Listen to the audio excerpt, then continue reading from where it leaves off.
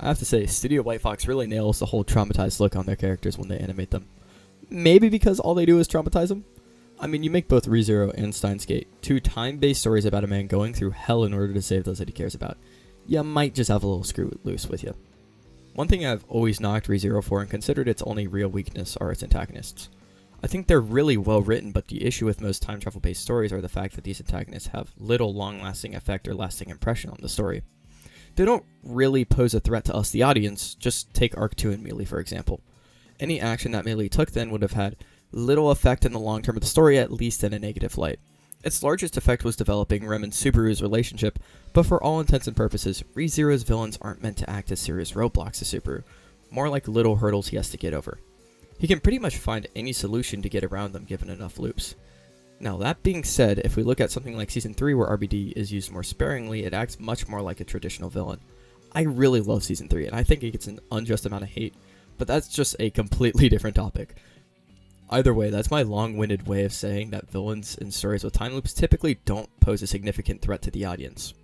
Steins Gate's villain, on the other hand, is just a true roadblock. I can't actually come up with a single solution, even in retrospect, to get around them or to defeat CERN. But I'll go into that a little bit later. For those of you who haven't watched Steins Gate, I'm going to explain a bit of the plot, and I'll have some spoilers, so here's your warning for a 15-year-old show. Steins Gate follows Okabe Rintaro and his group of friends at the Future Gadget Lab, figuring out that they have this time machine. It isn't a typical time machine in the way that most media portrays it, rather it's a machine that can send text messages back in time. Okabe initially has no idea that this time machine does that, and he sends a message back in time to his friend Daru saying that Makise Kurisu is dead and he shifts world lines to one where she isn't dead. His message was basically sent a week in the past, and CERN found it, and bada bing, bada boom, she wasn't in the situation that would have killed her. The story goes through and Okabe uses his D-mail machine to send a message back in time to Moeka that she shouldn't buy a telephone, to alter Rukako's gender, to save Ferris's father, and to stop himself from letting Suzuha go alone to find her father. So in total, quite a few alterations to the world line. Now, where does our antagonist fit into this? Well, right around here. CERN and Steins Gate acts as our antagonist. Their primary motive is pretty bland. They want world domination, which isn't the most unique motive in the genre. But unlike most antagonists, they're pretty much a force you can't beat.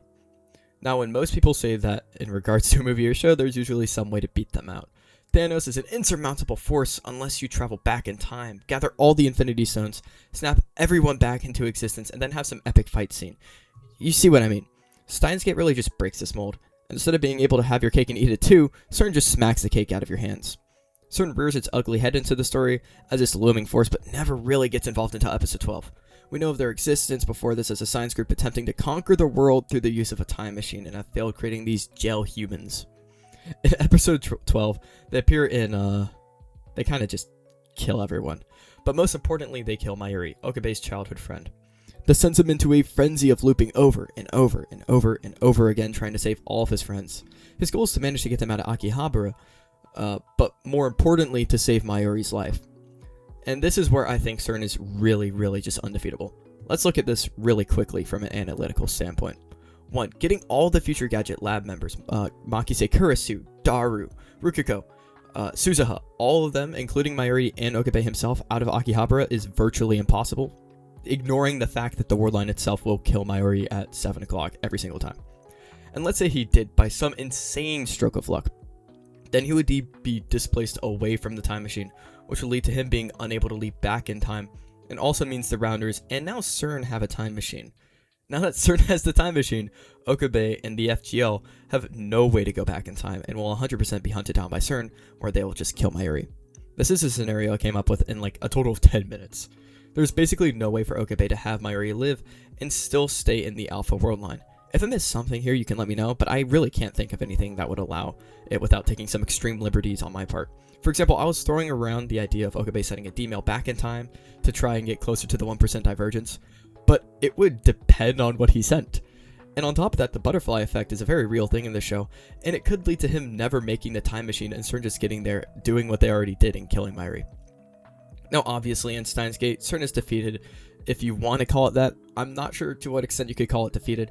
A different Okabe basically had to sacrifice himself in order to set the other Okabe up to get to the Steins Gate world line. And 2, it's pretty much just, it just didn't start the conflict. Either way, though, it's a perfect antagonist, and it does get defeated through some questionable means.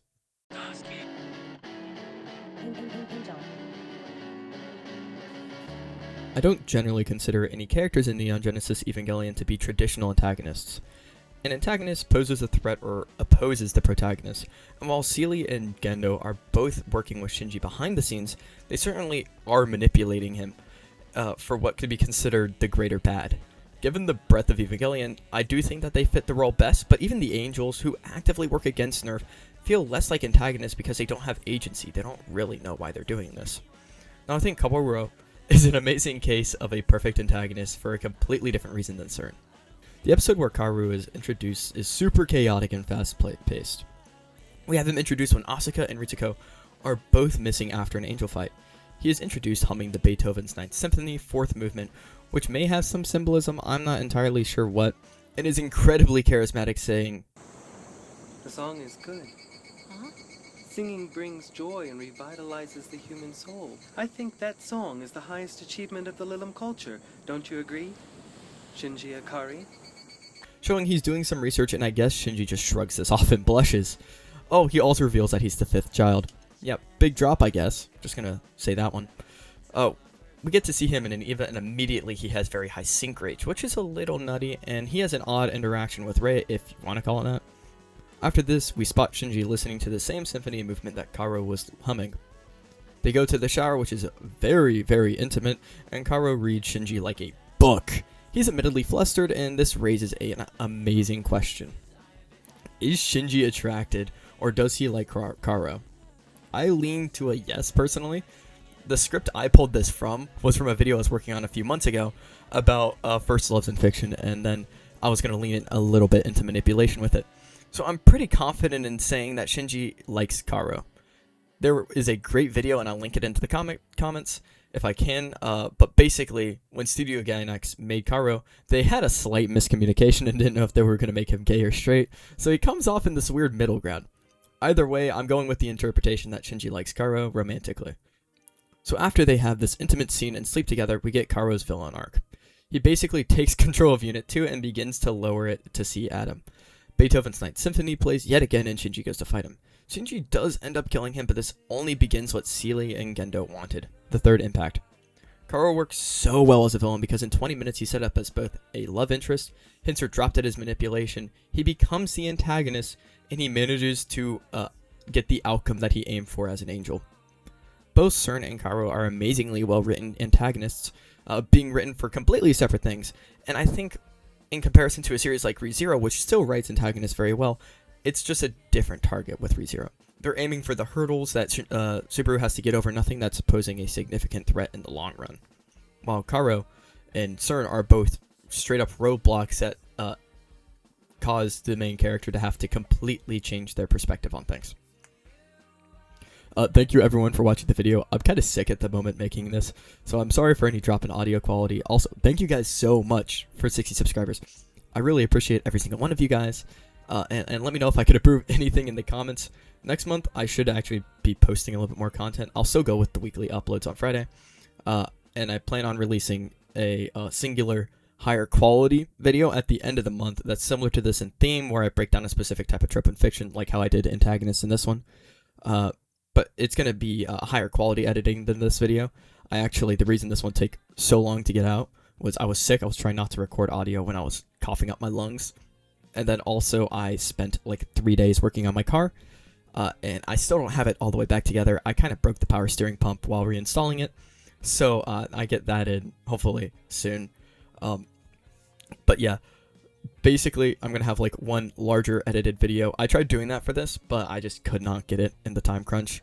Like I had to rewrite the script and everything if I wanted to do a larger scale video, and doing that 3 days before was not my wisest choice, so I went with what I already had, which is why it might come out a little late, because I'm kind of sick. But, you know, I'm going to be aiming for a more in-depth video towards the end of July, hopefully.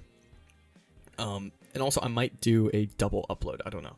That's up on the table. I'll see if I can. But yeah, let me know what you thought. Anything that you think I might have messed up along those lines. Anything I can improve on next time. And, tell me about how your ranked grind is going in Marvel Rebels if you play that game, you know? low engagement bait over here. All right, bye.